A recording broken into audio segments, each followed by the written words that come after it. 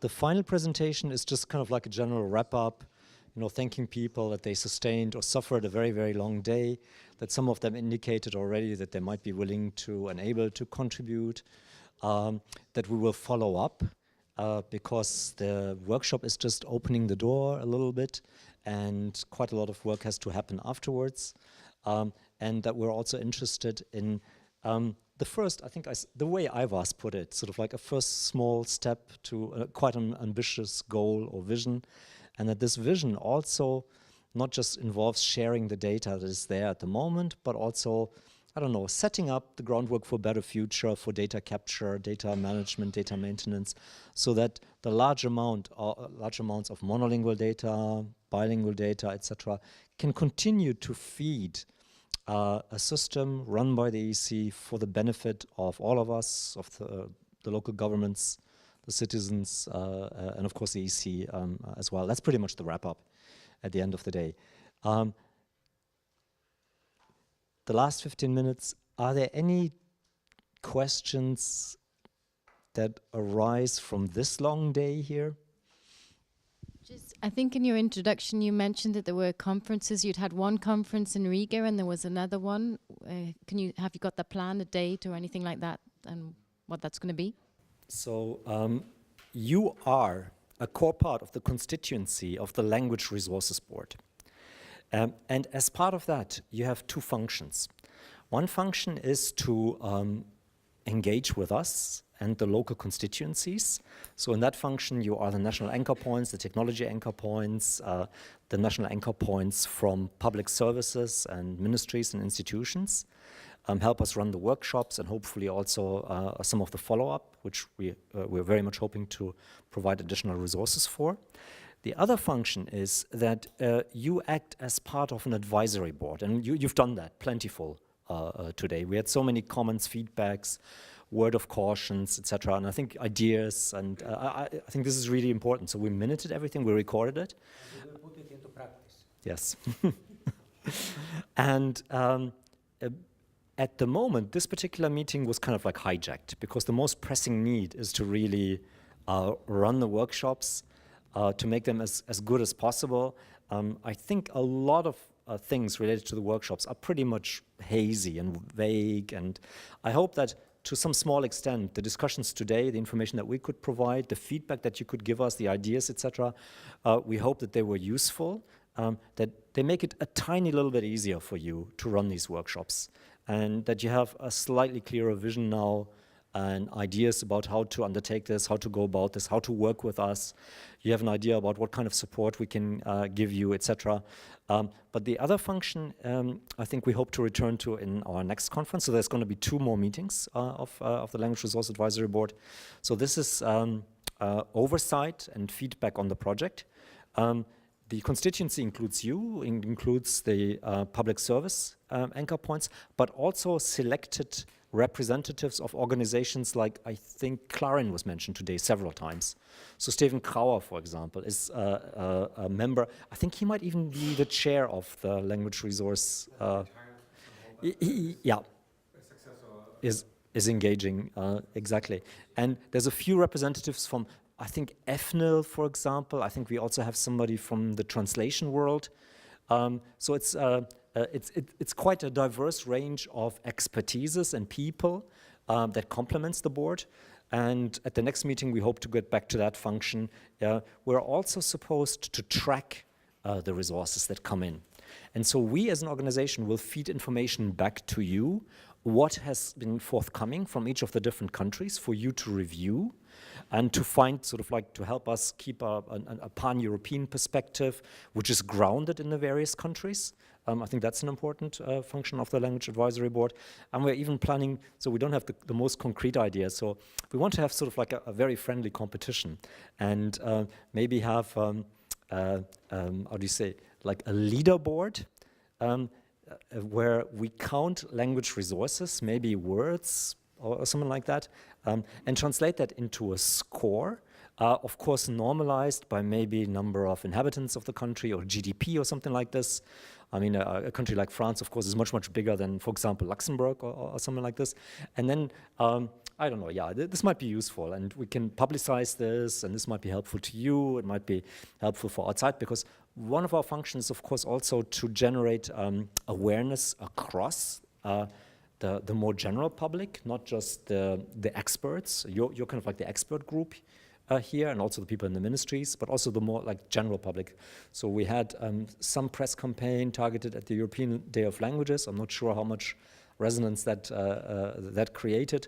But again, I mean, you will see all the material, you will be able to give us advice, feedback, steering, governance, input, report to our colleagues at the EC, what you think about the process, etc. And we invite you, and we're looking very much forward to covering that aspect of your duties and your engagement with us at the next conference. But actually, just one more thing. I mean, I'm just the organizer, so I'm really practical. The next LRB meeting, we thought that it might take place end of spring, early summer next year, maybe April, May, June, more like May, June.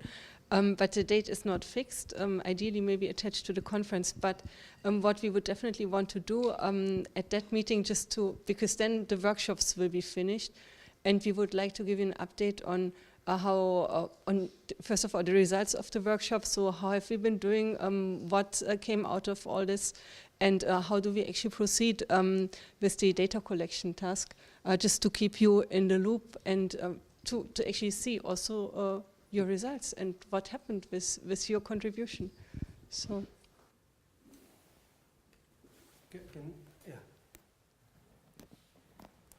One of the questions that we have been asked during the breaks is about the non-technical national anchor point. We discussed this today and probably before about the countries that have only the technical person, and you may remember that we have a pair, a technical person and a person representing the public services.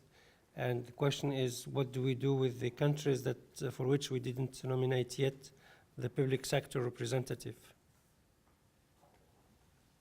Do we have time to discuss this? Yeah, so I would say that we are open for proposals and from you for those countries where we still don't have the administrative anchor point. We are open to you, we are open to other. If we don't hear anything from you, there may be somebody will appear to that post. We will also talk to the delegates in the committee or in the expert group of the CEF program for inspiration, with a view to trying to fill these seats, these empty seats, by the next meeting, if possible. So that in the next meeting, next spring, summer, we would have 2 representatives from each country, ideally. Because I really think that the diversity is bringing added value, and we have seen it today, that it's important to have different viewpoints. And this has been such a remarkable collection of brains and expertise here that actually we thought we were coming here to lecture to you, but we have been learning a lot more than probably you have been learning here because of the modest things that we are saying, but the very remarkable things that we have learned from you. And actually this should be also the principle in the workshops, that we don't go that much out there to preach or to advertise or to lecture. Of course, we will have expertise on some issues and specific knowledge, but we have seen it so far that it's actually a learning opportunity to make the CEF activity better targeted, because it's still in the infancy. To be honest, it's just that it's nowhere near maturity yet, but it's only taking off.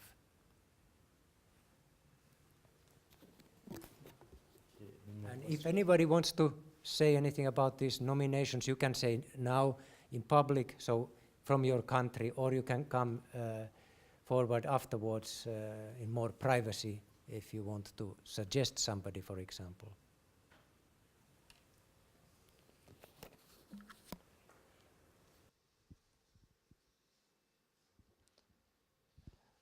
Okay, if there are no further questions, then I would like to thank you all for coming, for the spirited discussions. We learned a lot. And as I said at the beginning, we're doing something that nobody has done before. So you are actually part of the avant-garde in that respect, and us as well. And of course, it's a learning experience. There's a lot of tuning and adaptation, and not just to your countries, but also overall. And we're grateful to have you on board. We're grateful for your enormous work and your support for this. Without you, it cannot be a success. There's no question about this. There has to be local ownership. It has to go through the local channels and the local people and representatives. And yeah, thank you very much for that. I'd also like to thank Andrea and my colleagues from ELRC and our boss from the EC for sharing their time and being here with us. I think that was extremely useful, and I wish you all a nice evening in Berlin, or those of you who are traveling back home tonight, a safe journey, and that you'll be again with your loved ones tonight and safe at home. Okay. Thank you very much, everybody.